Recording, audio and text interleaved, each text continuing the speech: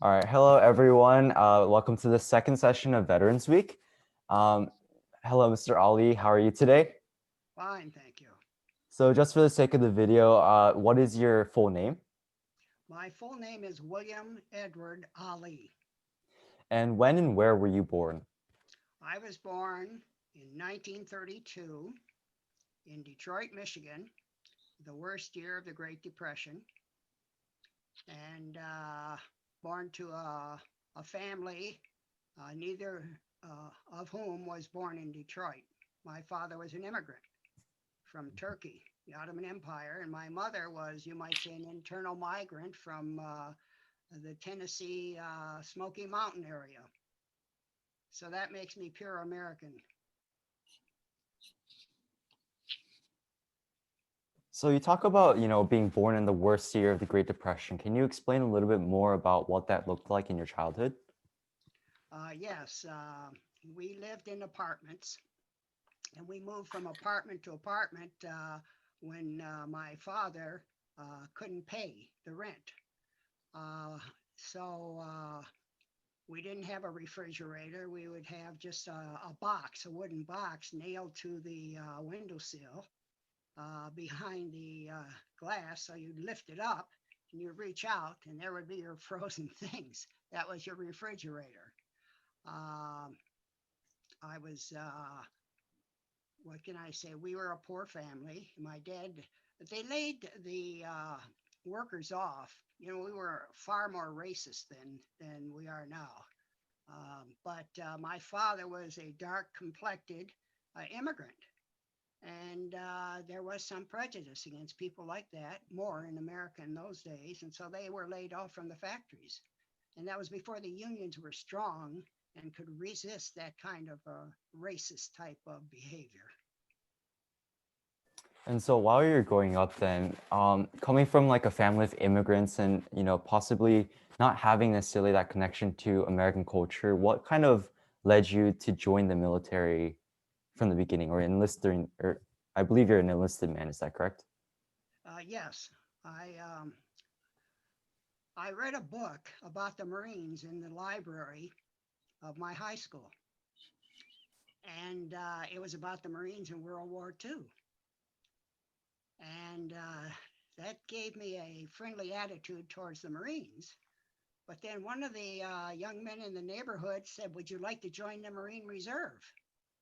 I said, "What does that mean?" He said, "Well, you get a uniform, you go to a meeting once a week, you drill, things like that. And then in the summertime, you go for 2 weeks of active duty at a Marine base and you get paid for all that." And it sounded great to me. And so 6 months before I graduated the third week of June 1950. I joined the Marine Reserve for 4 years. And I that meant when I graduated about the same week that South Korea was invaded. I was dumb then, and that didn't concern me. I was going to go to the university in September, and I didn't go because Uncle Sam had our unit, the 17th Infantry Battalion of the Marine Corps Reserve, activated. So instead of going to college, I got on a train with all these other Marines in uniform, and we went to California. And that began our training, and eventually me arriving in Busan at the beginning of March 1951. So as you were heading out to Korea and after you maybe enlisted, what was sort of society's opinions about Korea? Like, what did you notice? Was it rather quiet or what did you notice? Well, I never thought until years later after Korea that one of the guys in my mathematics class was Kenneth Ahn, Ahn. That was a Korean name. Well, in those things meant nothing to me. We were a hodgepodge. My father was a Turk. My mother was a poor immigrant from the Smokies. I grew up with Syrians, Syrian Americans, uh, Polish, German, all those. We were a mishmash, but we all kind of felt, well, we're each a little different, but I'm not going to ask you about your country or your lineage or things like that. It didn't make any difference. So then before the Korean War, did you know what Korea was or like where it's located on a map or anything like that? Not at all. Not at all. So when you arrived in Korea then, what was your initial perception then? Well, it was supposed to be the land of the morning calm. Well, as I came down the gangplank with my unit, it smelled terrible. It looked dirty and shabby. And people were poor, some in rags. So I thought, well, what's next? We got information and we marched through on some street to the railroad station. And then we got on a train to go north. And I thought, well, I'm not going to worry about this. And I developed quickly the thought that I'm probably not going to survive this war anyway, so why should I worry? And that's a way of saving your mental health, by the way. And that was that negative impression of Korea was the way I started out. And did that perception sort of continue? So like from that initial perception, did that sort of continue to stay the same throughout your enlistment? Yes, I remember we would go through a village, and usually women and their daughters, but never sons or never the men, they would say "Manzai, Manzai," and I would look at them, and that was positive, but they were in rags. Many of the houses, the farmhouses, had been knocked down, and there was a smell from the burning of the houses. And that smell stayed with me through my time in Korea. And when I got back to America, anytime I smelled something burning in America, my mind jumped back to Korea. So then while you were in Korea, then what were like the specific conditions like from, the army and et cetera, or the military? Well, we were in the Marines on the offensive on the East Central Front of Gangwon-do. And that's, you have Hongsong, then you have Hongcheon, and right north of Hongsong is where I joined them. And I was told, this is your foxhole buddy. And so, okay, so I shared a foxhole with some guy from Indiana. And that night there was an attack, some reconnaissance by North Koreans, I believe, because there was a line between where the North Koreans were and where the Chinese were. So you weren't always fighting the same enemy. And, I was just, as I said, I was totally ignorant of that. There was lots of, at night, they use these tracers, bullets, so you can see them. They say, okay, guys, the green ones are the communist ones. The red ones and yellow are ours. Okay. It was something like a movie. And I just had to get used to living in a hole at night, not getting a full night's sleep because you had to take your turn being on watch, and then learning what the rations were and how to warm them up and things like that.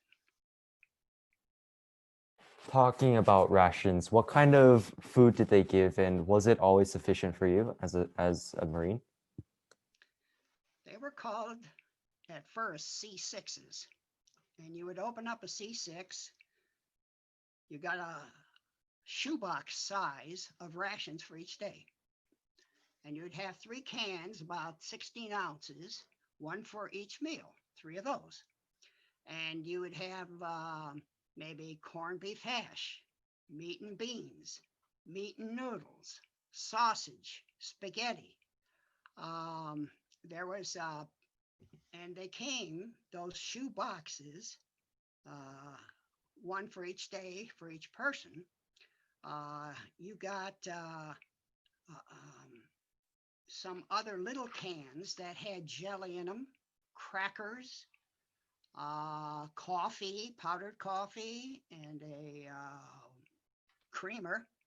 And I thought the creamer was milk, dried milk. It wasn't. It was made from a corn syrup, and I tried to concoct my own cocktail there with coffee. It wasn't too good. It was heavy on calories because we were young men. I was just 19, and the weather was still cool. The worst thing you would get is corned beef hash, meat and beans, meat and noodles. In other words, it was random. You never knew when they ask you, which box do you want? You can't look in. Okay, I'll take that. And if a person opened it up and saw corned beef hash, meat and beans, and meat and noodles, they called it the deadly three. They would moan and they would complain. And so sometimes they would just throw them out of the hole down in front towards the front line. And the next morning, when we looked down, we saw footprints in the snow of the enemy who had come to get those rations. And we looked at each other and we said, my God, what the hell are they going through? They risked their lives for the deadly three? And that was maybe a comical side of it, but generally the food was good. The sausages were the favorite. Right. So prior to this interview too, you also stated that your role in the Marines was a gunner. Is that correct? No, I was with the machine gun unit. I was an ammo carrier. You had a machine gunner and an assistant gunner. And then you had about 4 or 5 guys who each carried 2 cans, about 25 pounds each, of machine gun ammo. That's for the gun when the gunner needed it. The gunner was the guy who had the tripod, and he would drop down, plant that tripod like that and get in a position, and then the assistant gunner bring the gun over and drop it in to the tripod, and then the gunner would be shooting. And then you'd be back behind to defend the position from attack. And if they said, bring up some ammo, you would be expected to get your can of ammunition up there. And you thought, oh my God, I have to get up and bring the ammo. That was terrible. Bring up the damn ammo. And so I lugged roughly 40 to 50 pounds of machine gun ammo, none of which I could use for my weapon, but was for the gun in case they needed. I had my rifle, I had my ammo, hand grenades, and all that kind of stuff. Oh, and by the way, the machine gun was an M1919A1, a Browning, and it had been used, it had been developed right after World War I. Well, the Germans in 1935 had developed something far superior. And here we had that old M1919A1 thing. And it wasn't the best machine gun. So it was air cooled. You've seen them. They've got like a jacket around the barrel and the cutouts to keep it cool. So from when to when were you in Korea? I arrived the first week, into the first week of March 1951, and I left around the 16th of March 1952, meaning just about 12 and a half months. Now, if you were in the Marines, you had to spend 12 and a half months, no matter whether you were on the line or behind in support or anything. The Army, if you were on the front, you only had to serve 9 months. But if you were back behind the Army lines as a soldier, you had to serve as long as the Marines. We found that interesting. So over the course of those basically 12 months, then how did your role just remain the same as the ammo carrier then for the gunners? No, I was an ammo carrier until October. And then in October, I was taken out of my unit, and I was told I would be working with the KSC, the Korean Service Corps, which is the labor battalion. They had their blue uniforms. And I wondered, why was I chosen? Well, I had a facility for language, which they had discovered when we were back in reserve during the summer, pulled offline. And also, I wasn't very good carrying the ammo. I was always, you carry 50 pounds of ammo up and down the hills. We used to say the hills in Korea were upslope on both sides. And so I was somehow, because I wasn't that good, had trouble keeping up. They thought, well, maybe we'll use him to be the supervisor of the Korean laborers. And I ended up with that job from roughly October until March when I was rotated out. And so I had over 100 South Korean men, mainly elderly men, dressed in their blue uniforms. They would have to carry supplies up to our positions on the hills and maybe dig trails and do things like that. And people would look at me, and I tried to learn some Korean. I had to get their names. I had to give the payroll money out. I had to make sure they had supplies. And people, my buddies said, how the heck did you get that kind of job? And they joked that I was like Genghis Khan forming an army just to get away from the war. But I don't know why I was chosen, but I was. Right. So as an American soldier, though, I would imagine that you had many experiences with just generally other soldiers from foreign nations, especially because it was a United Nations armed forces conflict. So can you describe an experience that you had possibly with a foreign soldier? Oh, yes. Because my father was a Turkish immigrant, he got a letter from his cousin, and his cousin asked for my address. And when we were offline, I get this letter from Turkey saying, well, the Turks are in Korea. Your father was a Turkish immigrant. Turks and Americans are allies in the Korean War fighting the communists. You must go visit the Turks. Well, since we were offline, I got permission to go visit the Turkish brigade. But the problem was, I was a Marine, and we had a different uniform from the Army, U.S. Army.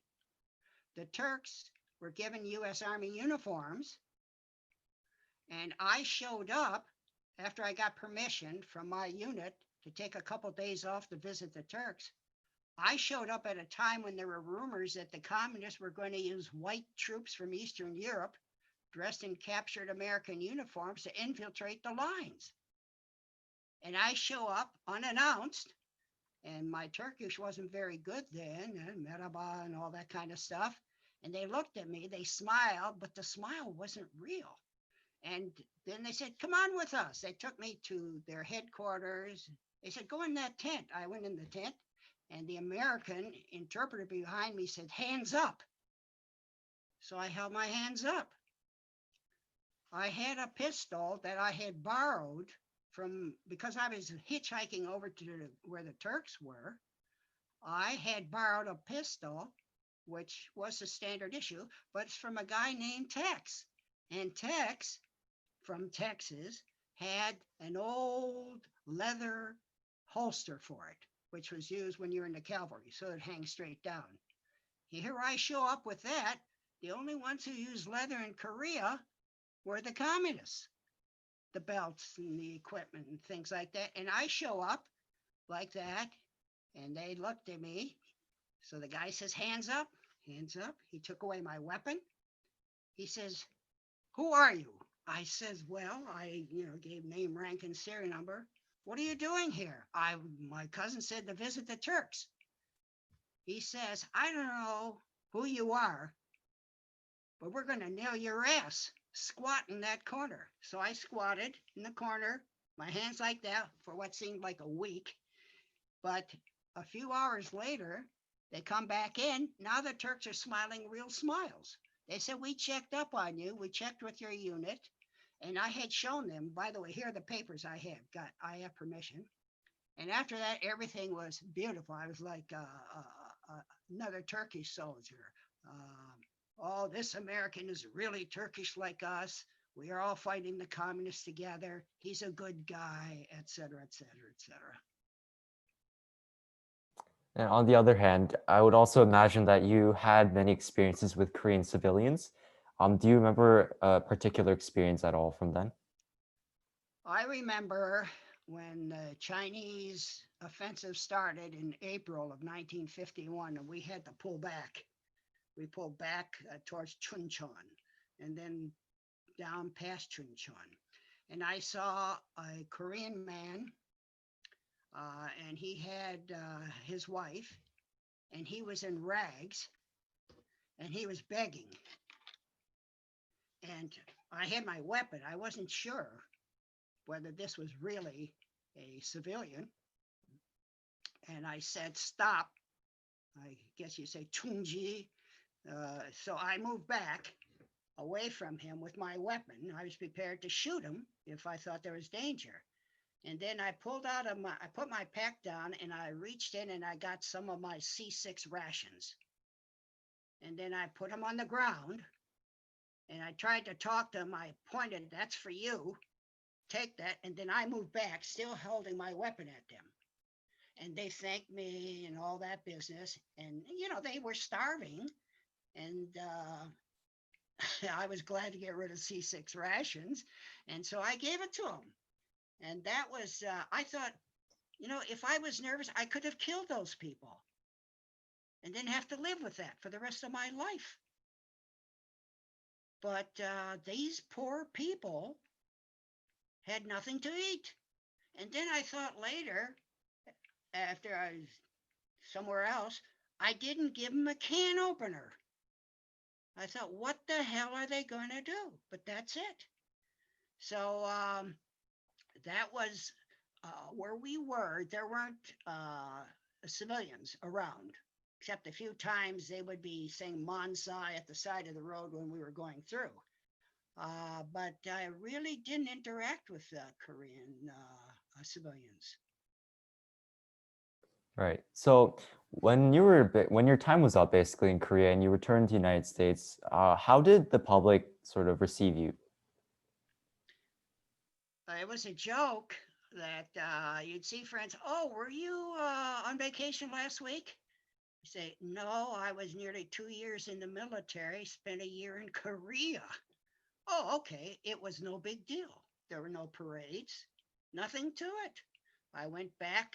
I still wanted to go to college, and I had to go back to working in a motor car company to make some money and be prepared to start college. About 5 months after I left, I wasn't discharged. I was deactivated because I had signed up for 4 years in the reserve.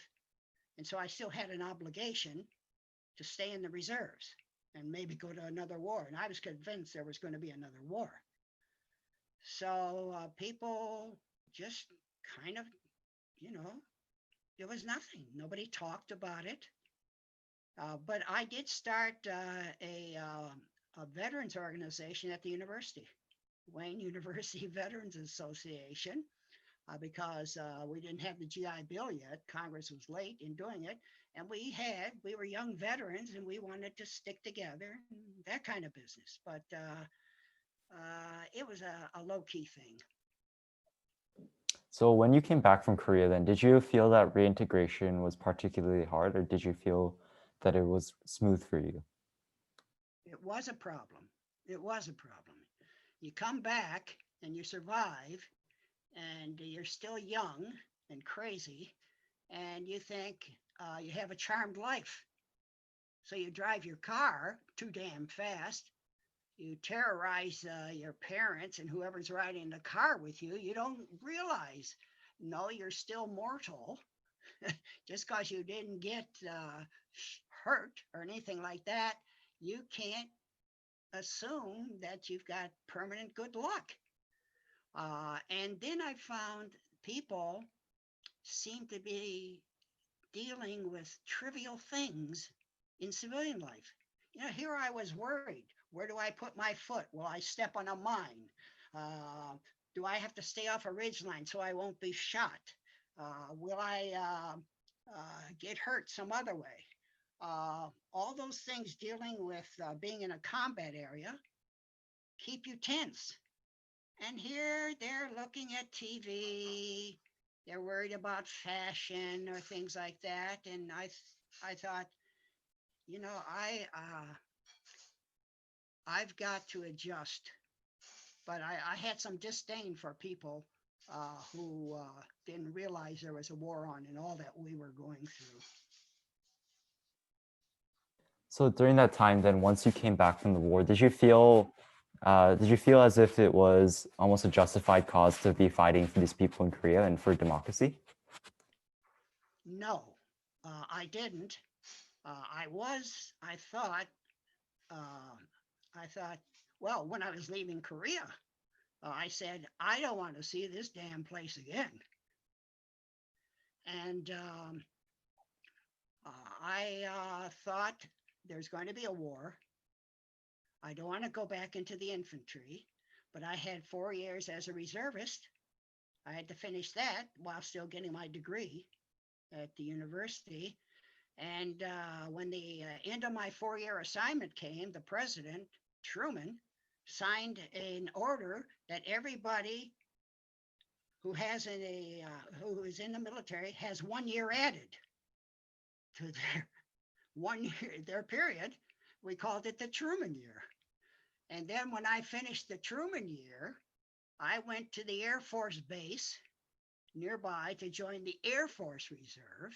I said, look, I've been in the Marines. I don't want to be in the infantry again. I'm lucky I survived. I want to be a jet pilot. They said, well, you're in just the reserves now. They made me an air intelligence officer. What did I know about air intelligence?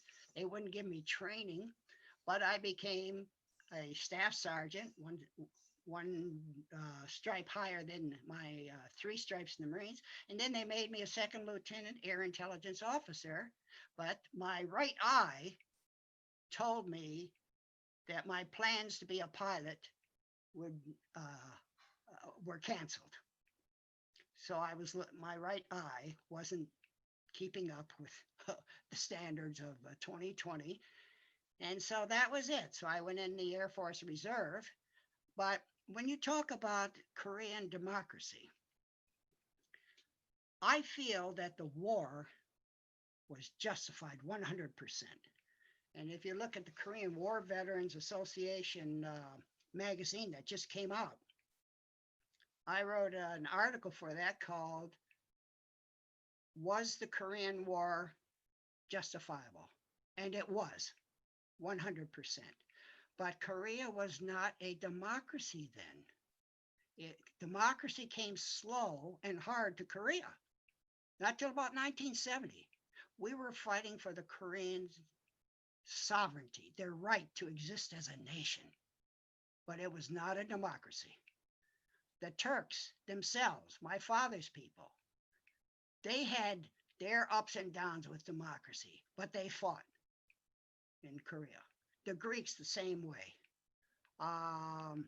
And then there were people in our own country, Black people who were discriminated against. One guy had a sign. He says, I'm a Korean War veteran. This Black man says, I'm a Korean War veteran. I can't go into this restaurant to eat in Washington, D.C.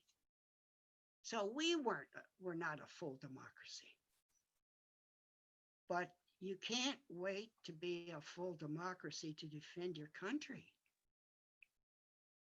And you did the right thing. You've developed a country that is just a marvel, a marvel. So you talk about my experiences with Koreans when I was over there. Well, I've been back about 4 times. I even worked for a travel agency that took veterans back. And I looked at these Korean people. They're dressed beautifully. The women are fashionable and attractive. Everybody's clean and they're intelligent and they're helpful. So they have been America's ally. They've done so much. We need more Korean immigrants in America. So that I said, well, these aren't the same people, but they had made the most of their country and they got the democracy. And I had a hand in it. And I'm glad. Right. So prior to this interview too, you showed that you learned a bit of Korean. Was this because you enlisted in the Korean War, and this experience, did it lead you to want to learn more about East Asian language and etc.? Well, here's the thing.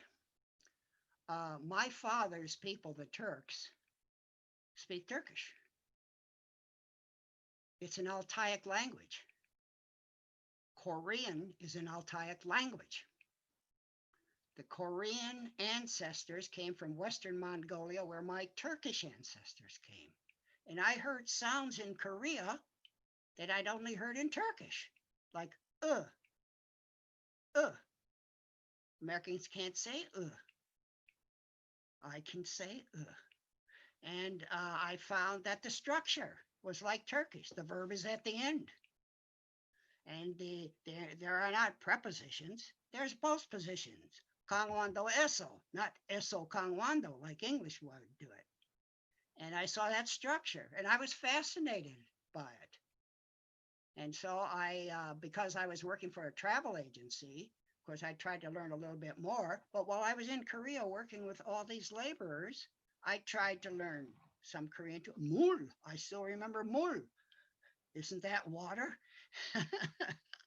So I just find it fascinating, and I'm an amateur linguist, and I just think what the Korean people did with Hangul is just, they were leaders.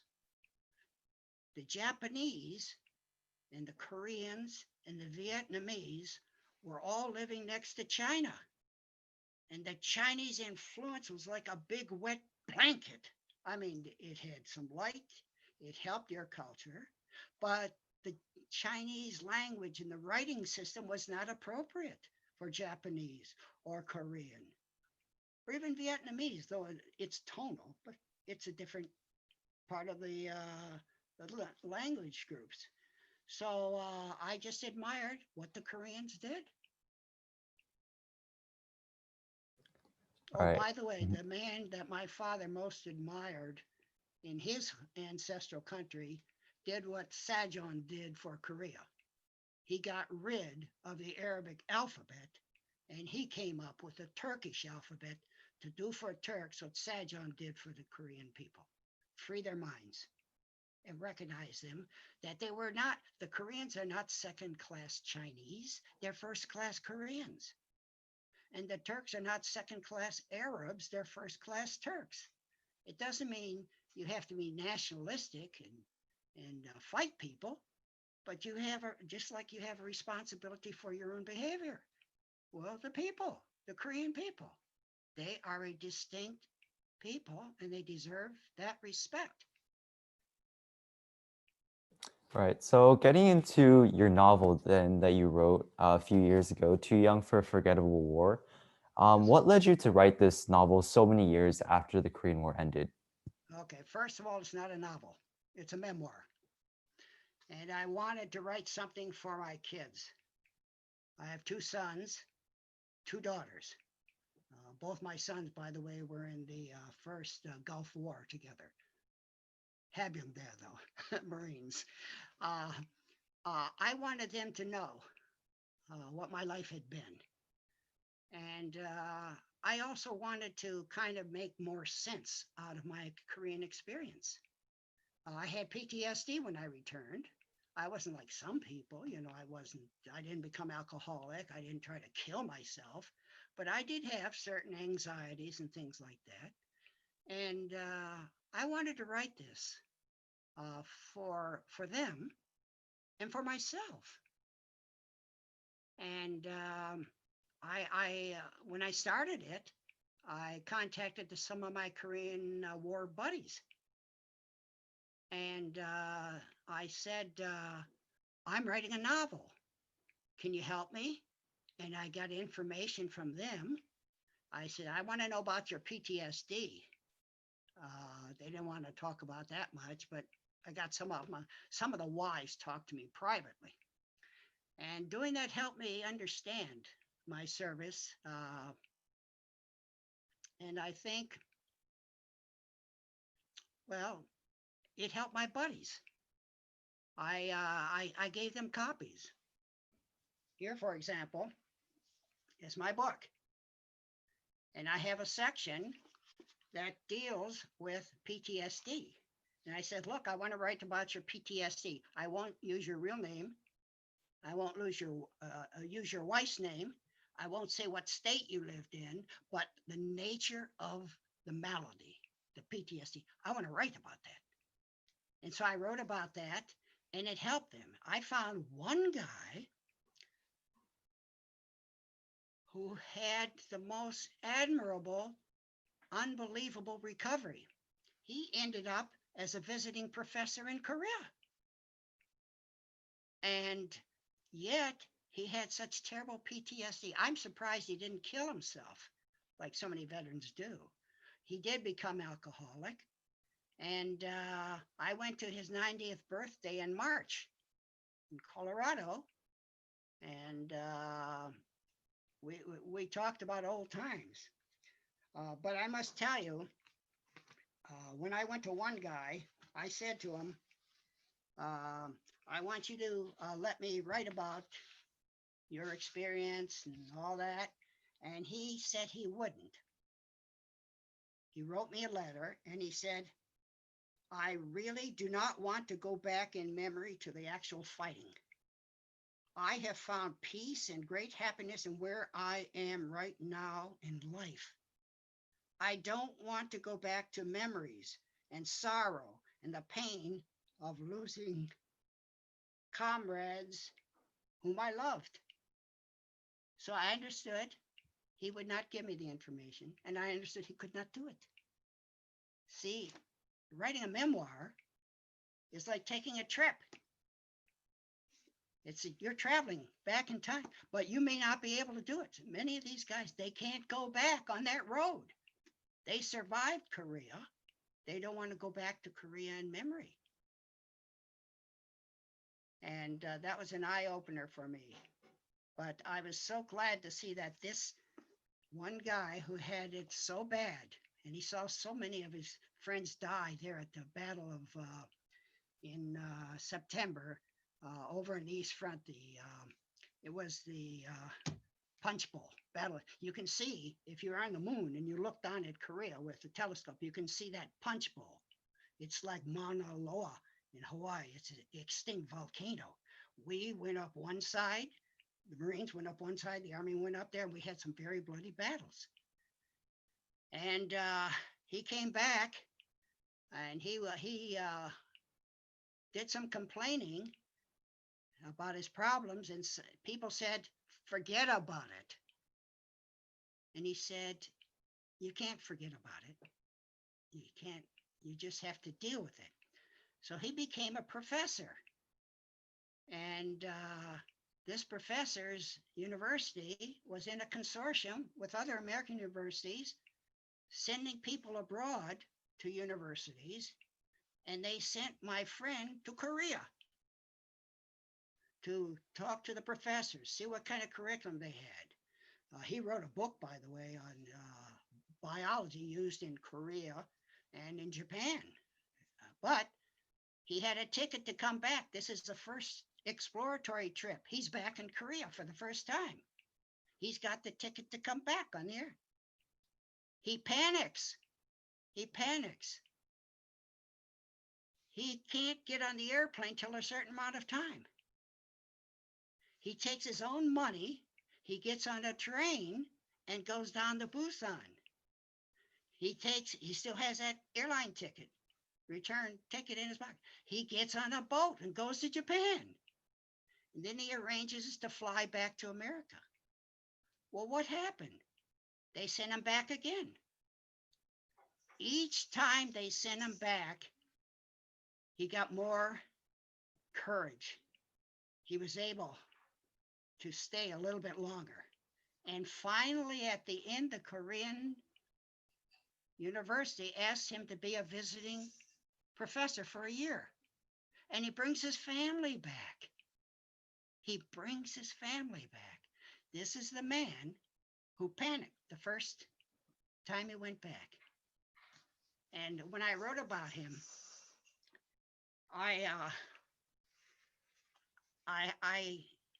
well, you're asking me questions that deal with perspective. There's an outer perspective, there's an inner perspective, and that PTSD in the psychology is an inner perspective. I was helped with my PTSD by a doctor, a woman doctor at the Veterans Hospital, who is my eldest daughter. And she gave me a book for veterans who have these problems. It's called Peace at Last, written by a psychiatric nurse. And so this guy didn't have that kind of help, but some doctor told him, what you did is have exposure therapy, meaning you went back to Korea each time and you did it longer and longer and longer. And he developed friends, and he was avid about taking his family around Korea. I don't think they went back to the area of the fighting because you see, if you look at the map of Korea, you see the line, armistice line. Over in the east, it's farther north. I tell the soldiers, well, that's because Marines were there. But you can't, I forget where they go when they go. I know I couldn't get over there, but he would have gone there if he could. Nevertheless, this man, this professor recuperated, and I saw him for his 90th birthday in March when I went out to Colorado, not knowing that there was a COVID in the area, and I ended up going to visit my sister in Seattle in March, and I have a charmed life. I do want to tell you that when I thought of this guy who had, it's what I called, I just have to take a look here. Yeah. I gave him a name because I promised him I wouldn't use their real names. So I called him a Max. And I called him Bozeman. Well, Bozeman, I got that because of Turkish. Boozman. Booze is ice. His sister said that when he came back from Korea, he was no longer the friendly, likable, enjoyable person. He was like ice. So I used ice in giving him the name in my description. So anyway, I figured, and you have to excuse me here, I'm okay. I wrote this chapter, here it is, about this one guy who is a professor emeritus. And I said that his 25th time in Korea was a 6-month stint as a visiting university professor. It coincided with the 50th anniversary of the start of the Korean War, and I met him there. I hadn't seen him since the war. And the USO had this big, down at the hotel, they had this commemorance. And I got a picture of me with him in civilian clothing there. And, but I did say that in spite of discordant passages, the life symphony of these people, when I wrote about their PTSD, I call them life symphonies. The life symphonies of these and other veterans are still being performed. That means they're still alive. Like those in Tchaikovsky's Sixth Symphony, which you remember Tchaikovsky wrote the Pathétique. It means pathetic. But the themes of their lives are like that symphony. They go from hopeless to hopeful and from the unsettling to the soothing. Listeners may feel drained by the symphony's somber moods, yet haunted by its melodious power. That's their lives. It can incline them to believe that life's dreams are not canceled out by its nightmares, and life's beauty is not canceled out by its ugliness, nor is its worth canceled out by its tragedies. Thank you. That was really, really deep. With that, I think that's all the time that we have today. Thank you, Mr. William Alli. That last portion was extremely inspiring. I think it's something that I think it's definitely something that we could take to our own lives, even to today. I think that lesson is definitely applicable to everyone here. So thank you for that. I thank you. And remember, send more Koreans to America. We will try need to. more Korean immigrants. You can help us pull together. All right. Thank you for your time today, Mr. William Alli. That Okay. will be the end of this recording. Thank you.